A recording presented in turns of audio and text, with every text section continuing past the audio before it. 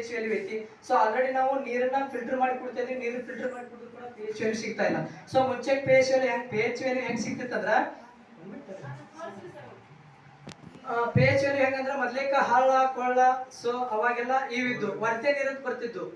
ವರ್ತೆ ನೀರು ತೆಗೆದ್ರ P H value ಸಿಗ್ತತ್ತ. ಅವಾಗ ಯಾವುದು ಕೂಡ ತೊಂದರೆ ಬರ್ತಿರ್ಲಿಲ್ಲ, ಹೌದಲ್ರಿ? ಯಾವ್ದು ಮೊಣಕಾಲು ನೋವಾಗ್ಲಿ ಮೊಣಕೈ ನೋವಾಗ್ಲಿ ಹಳ್ಳ ಆಗ್ಲಿ ಯಾವ್ದು ಇರ್ತಿರ್ಲಿಲ್ಲ. ಇವತ್ತೇನಾಗ್ತಾ ಇದೆ, ನಾವು ಅಂತರ್ಜಲದಿಂದ ನೀರು ತಗೋತಾ ಇದೀವಿ. ಯಾಕಂದ್ರೆ ಬೋರ್ವೆಲ್ಗಳ ಬಾವಿದ್ದು, ಸೊ ಕೊಳ್ಳ ಹಳ್ಳಗಳಿದ್ದು ಅಲ್ಲಿ ನೀರು ಕುಡ್ತಿದ್ವಿ. ಇವತ್ತ ಯಾವೂ ಇಲ್ಲ. ಇವತ್ತೇನ್ ಮಾಡ್ತಾ ಇದೀವಿ, ಬೋರ್ ಹೊಡಿಸ್ತಾ ಇದೀವಿ, ಬೋರ್ಲಿಂದ ನೀರು ತೆಗಿತಾ ಇದೀವಿ, ಅದ್ರಾಗ ಪಿ ಎಚ್ ವ್ಯಾಲ್ಯೂ ಸಿಗ್ತಾರೆ. ಅದಕ್ಕೋಸ್ಕರ ಇವತ್ತು ನಮಗೆ ಸಾಕಷ್ಟು ತೊಂದರೆಗಳು ಆಗ್ತಾ ಇದೆ, ಹೌದಾ?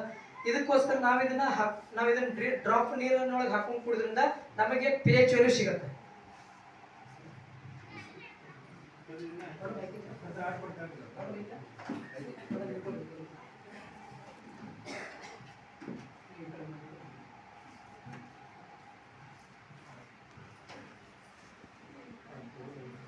ಸರ್ ನೋಡ್ರಿ, ಈಗ ಆಲ್ರೆಡಿ ಸ್ಟಾರ್ಟ್ ಆಗಲ್ಲ.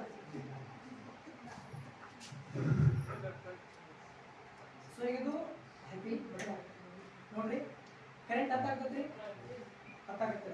ಈಗ ಎರಡು ಜಾಯಿಂಟ್ ಆದಾಗ ಏನಾಗುತ್ತೆ, ಲೈಟ್ ಅಂತ. ಈಗ ನಾ ನೀರೊಳಗೆ ಈಗ ಆಲ್ರೆಡಿ ನೀರದ, ಆ ನೀರೊಳಗೆ ಏನ್ ಮಾಡ್ತಾರೆ ಅದನ್ನ ಓಪನ್ ಆಗಿರುತ್ತೆ. ಓಪನ್ ಆಗಿಟ್ಟಾಗ ನೀರ ಲೈಟ್ ಹತ್ಬಿಟ್ಟು